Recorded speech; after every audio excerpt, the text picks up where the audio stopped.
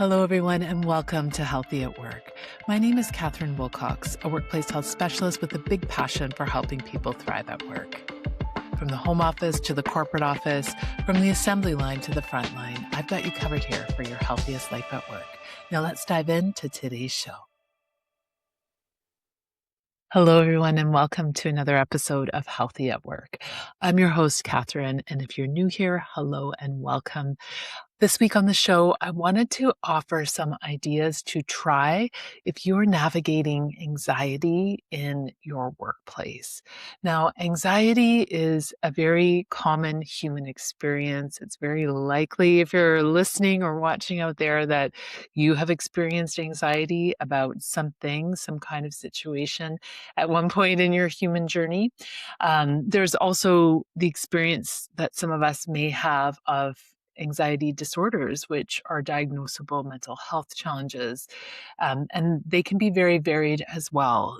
So some of us might experience things like panic disorders or specific phobias or social anxiety. So that's when our anxiety really concentrates around interpersonal interactions.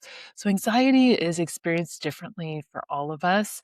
It tends to be a very somatic experience for many of us, meaning we feel it in our body, right? We might notice an elevation in our heart rate, quickened breathing, sweaty palms. We can definitely feel tightness in the chest as well. So very physical experience. And this is the body's way of preparing us, right, to meet threat and meet danger. The challenge we often face with anxiety is that we may be perceiving a sense of lack of safety or a sense of threat or a sense of danger.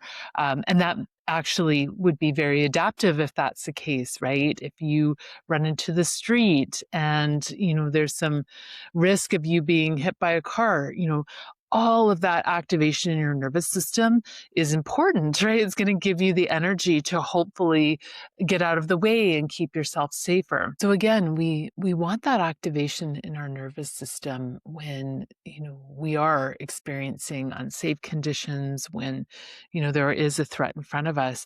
I think the challenge that can happen with anxiety and in particular anxiety disorders is that it becomes increasingly difficult to discern what is a threat and what is not a threat. So it can feel like to some people, everything, is a threat. So let's take the example of social anxiety, right? Perhaps there are some social situations or interactions that you might be dealing with where there is a threat, right? There's a threat to your psychological safety or your physical safety because of how a person's presenting. Maybe there's some aggression in the way that they're showing up. And so makes sense that we have this very adaptive response in us that prepares us, right? Prepares our bodies to respond in some way.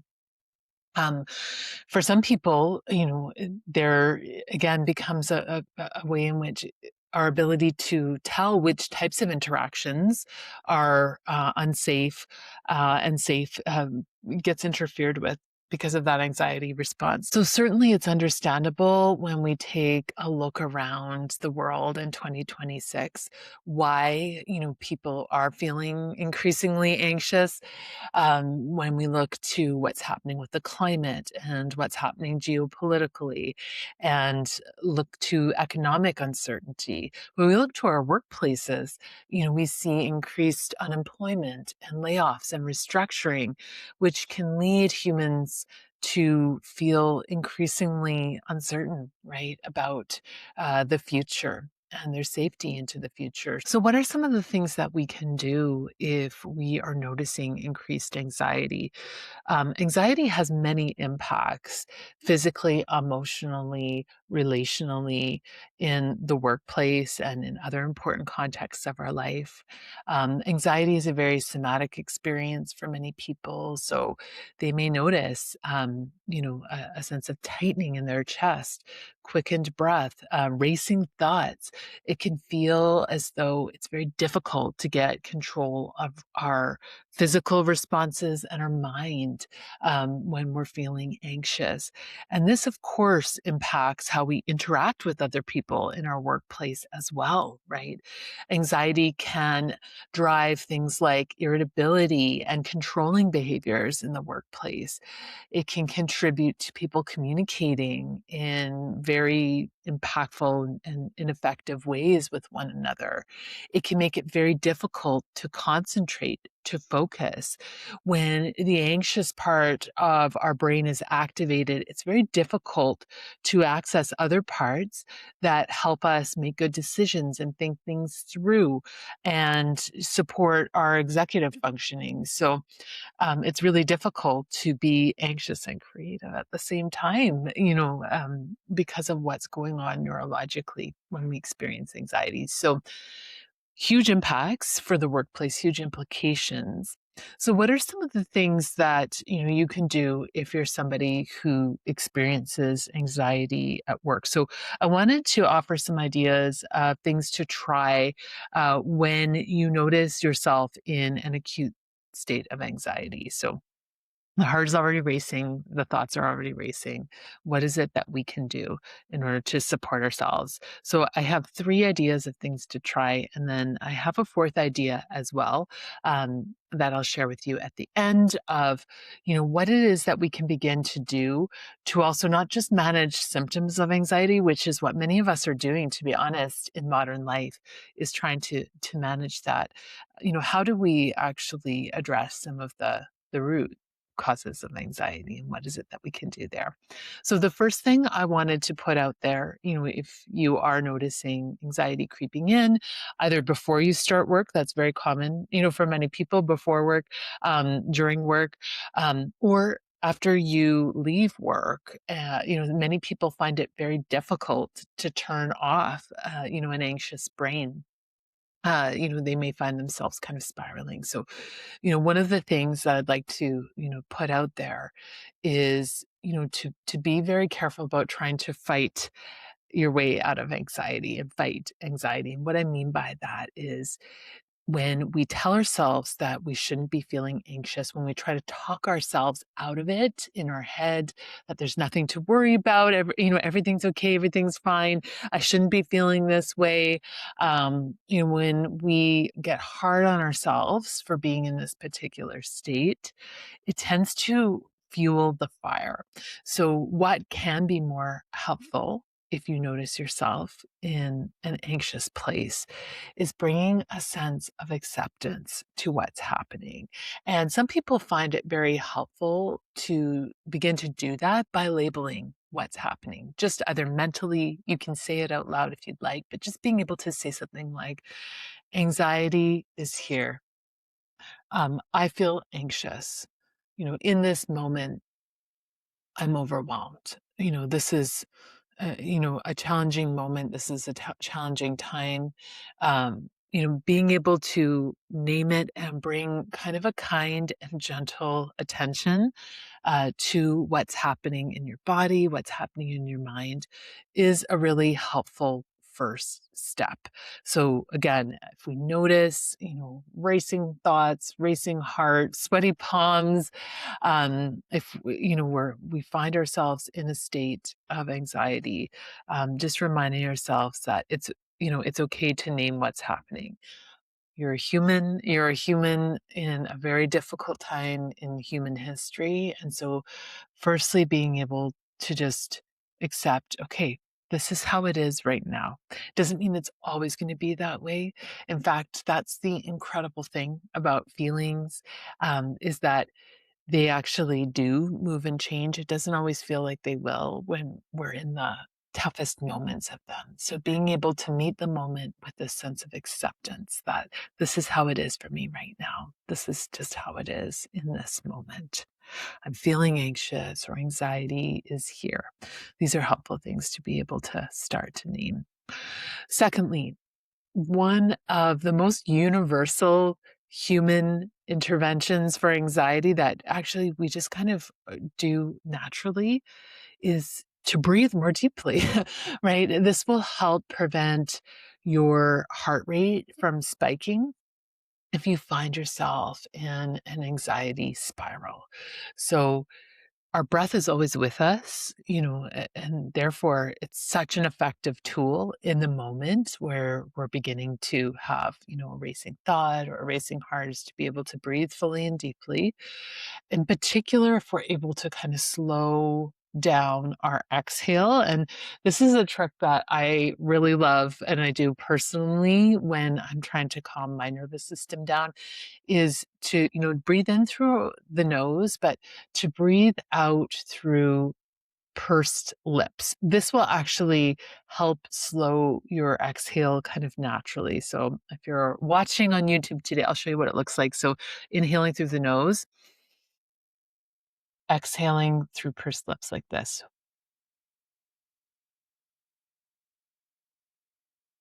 So for those of you that are listening, it's almost like blowing out a birthday candle, right? But doing it very, very slowly. And this will, if we repeat it and repeat it and repeat it, help send the signal to your nervous system that you're okay in this moment. Right now, you're safe. You're okay. It'll provide that assurance. So, firstly, accept what's happening. We're not trying to fight it or deny it or push it away. Acknowledging anxieties here in this moment. I feel anxious. Then trying some breathing. If you have a technique that works well for you instead, I'd invite you to use it. If not, thinking about really trying to lengthen that exhale and, notice if that has any impact on your body or on your mental state. Okay, so the other thing I wanted to mention that can be very helpful in the moment or in a moment of acute anxiety is movement.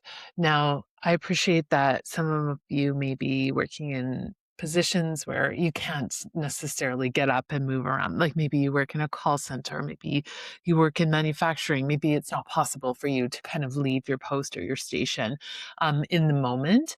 And so appreciate that. If you are able to get up, take a short walk around your work site, around your building, even to the washroom, if you have the ability to just take a short break and just move. That's something that can be very useful and helpful too.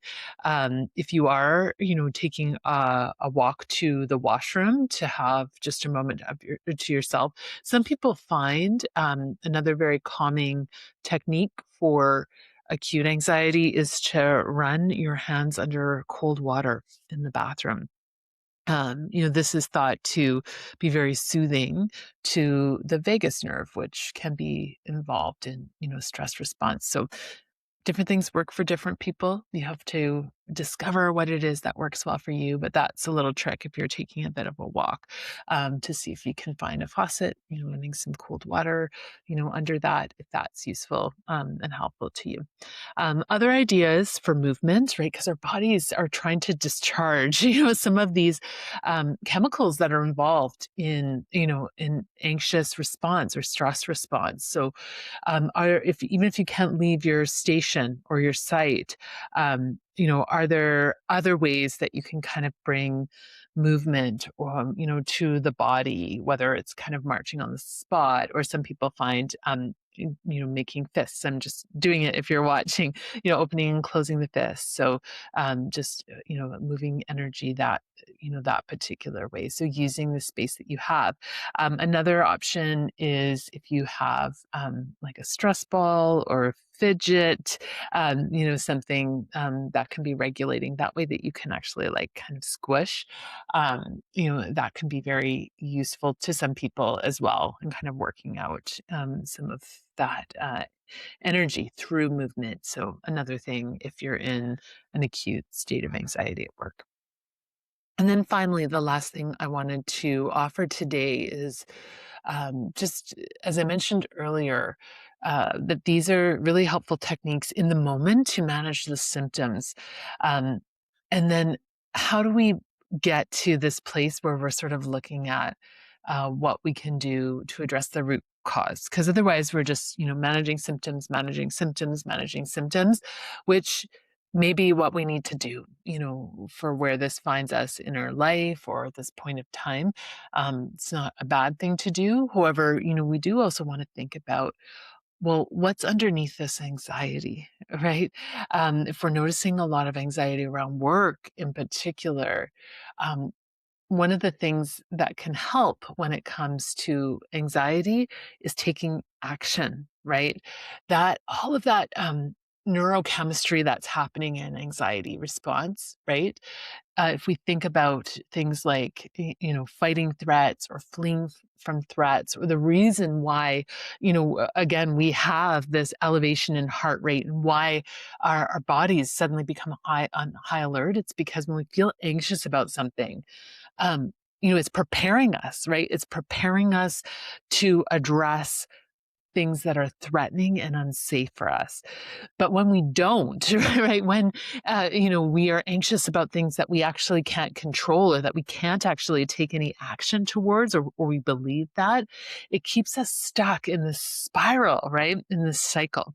So something that can be very helpful, if you're a person, again, that's navigating acute anxiety in the workplace, is thinking about what are some very practical actions, and it can be very helpful to start quite small when it comes to this, that I can take that may actually help me address the root of my anxiety. So what is making me feel anxious?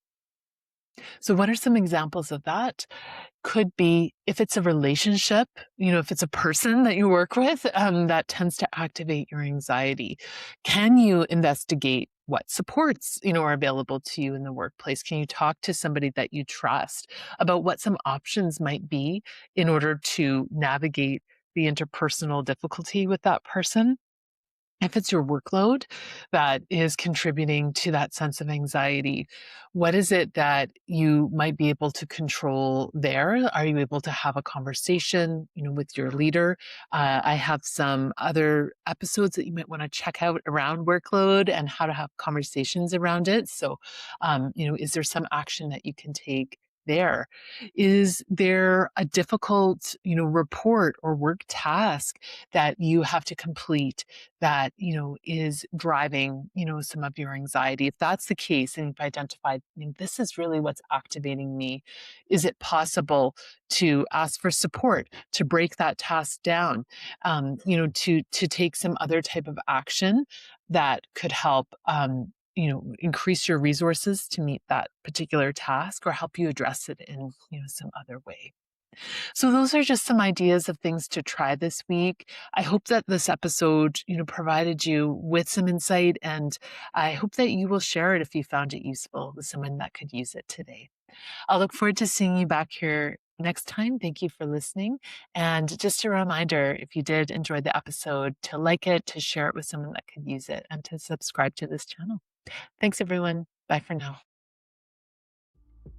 Thanks for listening today. This podcast is for educational and entertainment purposes only and is not medical advice or mental health treatment. If you're struggling at work, please reach out to the supports within your workplace or community. This podcast was gratefully recorded on the unceded and ancestral homelands of the Lekwungen-speaking people of the Songhees and Esquimalt nations.